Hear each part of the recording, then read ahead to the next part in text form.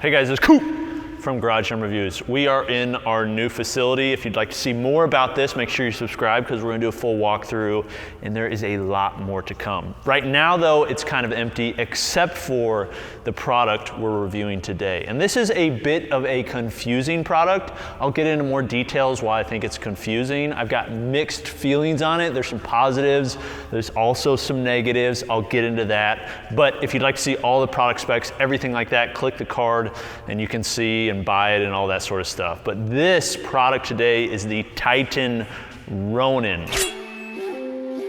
Ronin, just so you know, basically refers to a masterless samurai, somebody that roams the land without having somebody to teach him, and he figures things out on his own.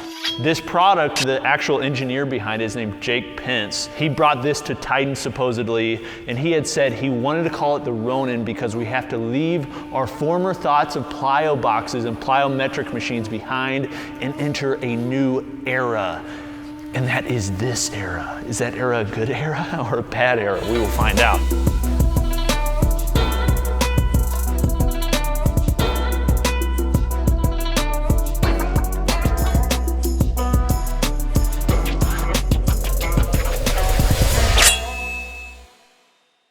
This is the Titan Ronin Plyo machine, not plyo box, but plyo machine. And the idea behind it is to make an adjustable plyo box. So you see plyo boxes, you've probably done box jumps, maybe max box jumps. If you're ever in a CrossFit gym, you probably did box jumps. And the idea is now you can have an adjustable plyo platform in which you can do those things along with some other mechanisms. Now the biggest thing that I think people are gonna have to overcome is how freaking large this is. And I do wanna say, this is the small version. The bigger version, its bigger brother, is probably double the size. It goes up to 80 inches. It is an absolute beast. We used it at the Titan gym when we did a walkthrough of the Titan Arena at Titan Fitness. And this thing is just large, and they just made one larger. Now, I want to be clear, Titan Fitness, as they always have been, is first and foremost an equipment company designed for home gyms, which is one of the biggest reasons I am somewhat confused on this product. But before I get into like what I think about it, what I'd recommend, things like that, let's get into a little bit of the specs. So first off, this platform here is adjustable and it is very stable. The way that they're able to make it adjustable and make it easy to move up and down is due to the weight stack that's on the back. So behind this mesh system here is about a 50-pound weight stack, and it's just a counterweight. There's no selector eyes or anything like that. It's just 7 stacks of 7.5 pounds or so each stack, and it adds up to somewhere around 50 pounds. The way that you adjust it though are these 2 levers underneath. You can do one and it locks that side, you do the other one, it unlocks this side and allows you to raise it. Now, raising it is very easy. Honestly, the counterweight, it's just enough where it takes the load off, but it's not too much where it just flies up. Going up and down is very smooth, and part of that is due to the guide rods that are on the back in which the weight stack goes up and down on, but the other part is the rollers that attach to this chrome upright here and allows this to sit up against it. Now, I think one of the worries with this would be if this platform was unstable. It'd basically make it like annoying to use and move around. This thing is very solid. This system goes up and down, and then you have a stable platform. It goes all the way from 12 inches at the bottom, down here, all the way up to a height, I don't know who jumps that high, but of 60 inches. And the fact that they made an 80 inch, blows my mind.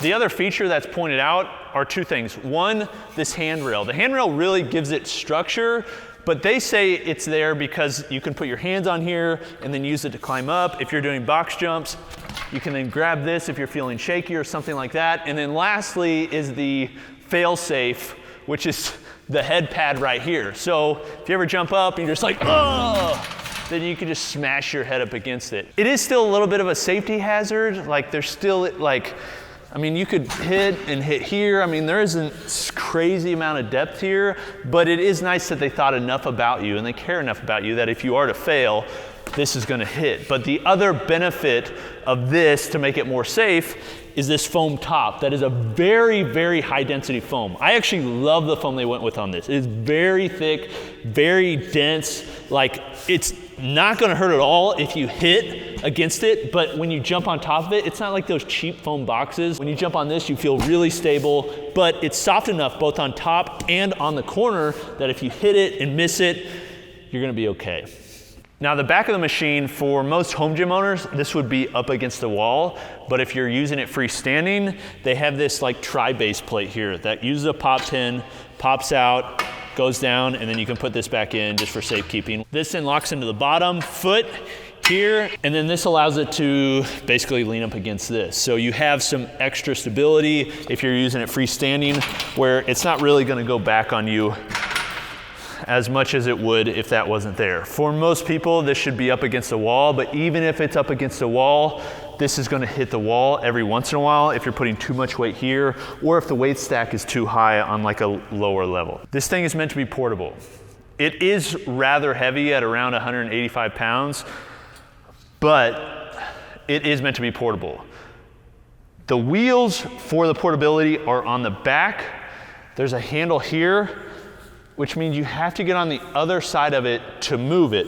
You can move it from the front, but it's not very easily done. And the reason I say like that in a unique way is because this is meant to live up against the wall for most people, which means there's really no way to move it when it's up against the wall without like getting on the side of it, folding it backwards, getting it against the wall, and then lifting up here to come backwards. Otherwise, you're just gonna ram it into your wall. So from a portability aspect, the thing's really just gonna live wherever you set it. It is pretty heavy. I like that they added some like portability options. I would have loved to see like wheels on the front that could be adjusted upwards, like locking casters or something. Then you could pull it down, but it is what it is. Now here's what I like. I love how stable it is. I love how easy it is to move up and down. And it goes up in nice increments every 2 inches. It goes up to 60 inches. They skip a few increments at the top, which honestly is kind of annoying.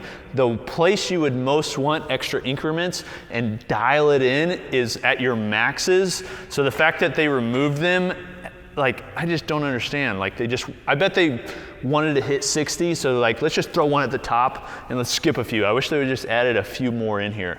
I do love the padded top. I love how stable it is, but here's what I absolutely hate about this thing for home gym owners: the price and the size. This thing is massive. Now, I don't want to downplay the benefit of max box jumps.